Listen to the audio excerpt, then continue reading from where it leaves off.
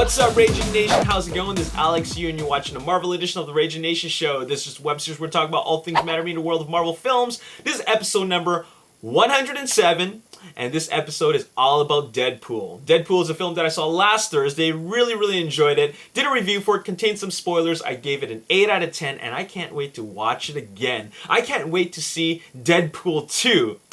Great job to director Tim Miller. Great job to Ryan Reynolds for his portrayal of the title character. And of course, a great job to 20th Century Fox and the producers for making it happen. This is probably the most true to comic book adaptation there is. And the hype is all real. The hype surrounding this film is totally worth it. You gotta go check it out if you haven't seen it. Anyways, this episode, like I said, is all about Deadpool. So let's talk about Deadpool. The first thing we got to talk about is box office. Deadpool shattered all kinds of records at the box office. The studios predicted that Deadpool would make anywhere between $60 to $75 million on its 3-day opening weekend, including Thursday night previews.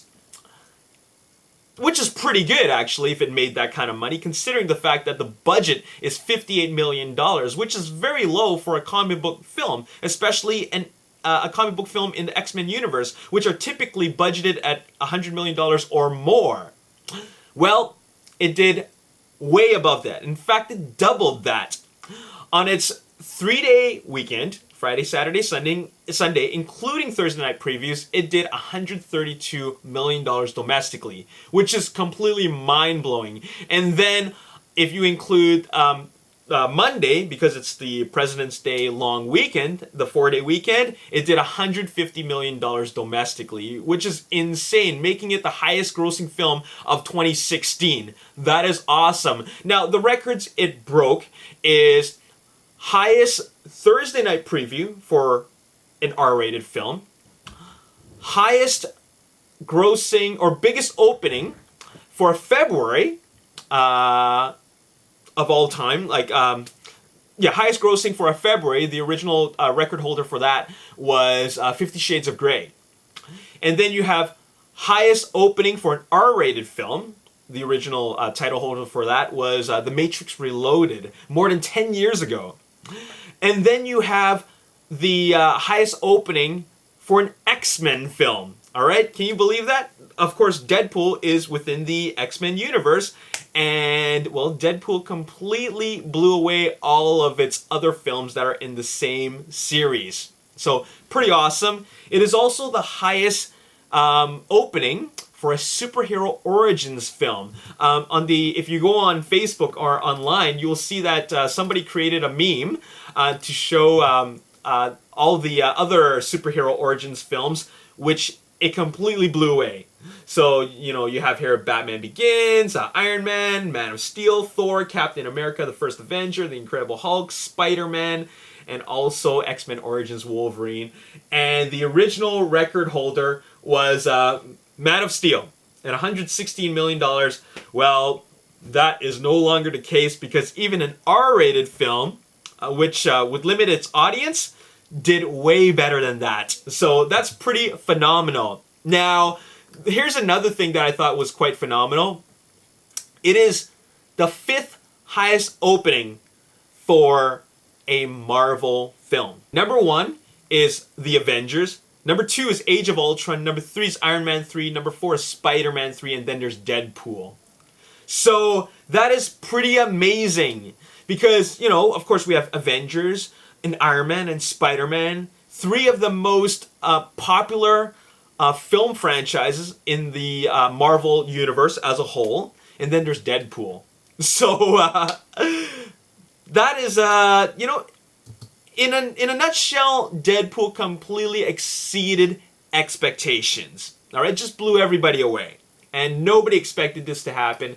So what's next for Deadpool? Well, of course, there's Deadpool 2. If you don't already know, Deadpool 2 has already been greenlit by 20th Century Fox. And if you, spoiler alert, if you stayed till the end credits of Deadpool, Deadpool mentioned that Deadpool 2 is in the works, and that Cable is going to be in Deadpool 2, which is really, really exciting. So the fact is that Deadpool 2 is happening, and Cable's going to be introduced to the sequel, or rather in the sequel. Now, who is going to be playing Cable? Well, nobody has been cast so far, but Rob Liefeld, one of the creators of Deadpool, suggested that he wanted Jon Hamm to play Cable. And he posted a tweet about that, and I could totally see Jon Hamm playing Cable. And while that is an awesome suggestion, even though Jon Hamm, in previous offers, he declined the roles to play, or rather, he mentioned that he's not interested in playing comic book characters. He has no interest in playing comic book characters. But, Rob Liefeld thinks he would be a great candidate for Cable, and I totally agree. Now, Stephen Lang, the Colonel in the Avatar films, and he also played a lot of other great roles in other films. He is lobbying for that role. He's working out right now, trying to get that role. He wants to play Cable, and after he posted a tweet, or tweeted a photo of himself working out and showing off his muscles and what he looks like right now, I could totally also see him playing Cable. Take a look at what Cable looks like, and take a look at Stephen Lang. Look at that. There's Cable right there.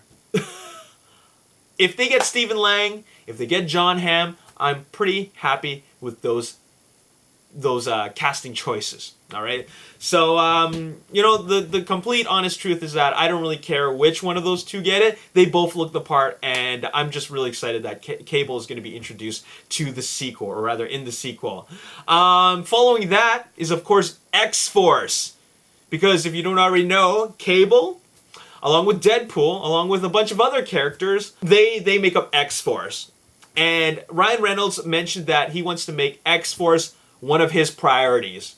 So there's no word on if he's going to be in X-Force, but the fact is that he wants to get it made. After all, he's a fan of the source material, so I think to get it made is completely appropriate. The fact that Deadpool is such a success really opens the door for the Marvel Universe in 20th Century Fox, and that is to open the door to introduce these other characters that aren't the traditional X-Men characters, but they're part of the X-Force realm of characters who also did appear in X-Men. But still, this is an opportunity for them to explore all these new other characters in the cosmic realm of things, right? Because after all, Cable is a time traveler. So they are really going to open the doors with or rather, they have opened the doors already with Deadpool.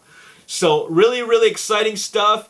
And in an interview with Simon Kinberg, one of the producers of the recent X-Men films and Deadpool, he suggested that X-Force could be rated R. Now, that's not a confirmation, okay? Let me just read you this quote. I think there are some stories that could be rated R. I don't know what they are. I mean, I think the mainline X-Men movies have their own tone, which is a most operatic tone. It's more dramatic. It's more PG-13 in a way. X-Force, I could see being rated R. And who knows? Now, he clarified about what he's talked about, so just to make sure he's not confirming that it's going to be rated R. He says, I'm saying I could imagine a universe in which X-Force is rated R.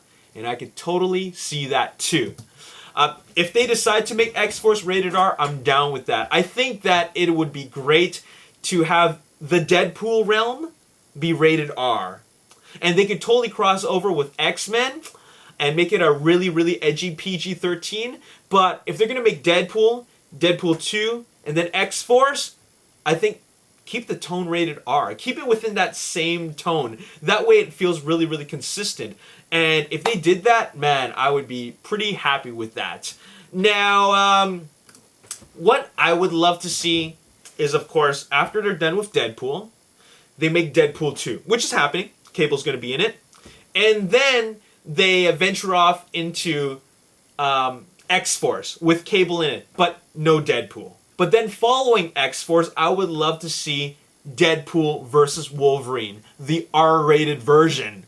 That would be awesome. After all, a lot of the fans have wanted Wolverine to really unleash his fury. And he gave us a bit of that.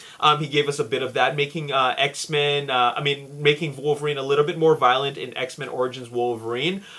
In the following X-Men films, he did that as well. But he really unleashed most of his fury in Wolverine, the one where it takes place in Japan. And then they even made a extended version where it's more violent. But we've never really gotten to see him really unleash that R-rated fury. And I think even Hugh Jackman suggested himself that, he could totally see that happening. And I think that after X-Force, if they really decide to make a Deadpool versus Wolverine film, that is the opportunity to make that R-rated Wolverine film happen. I'm just throwing it out there, and I think it's totally appropriate. I think that would be the ultimate closing for the fans if Wolverine, or rather Hugh Jackman, were to play Wolverine one more time. Because after all, Ryan Reynolds has really been, he's really been putting him on the spot with the battle. This friendly battle going on about, hey man, I'm the better. Weapon X. I'm the better mutant.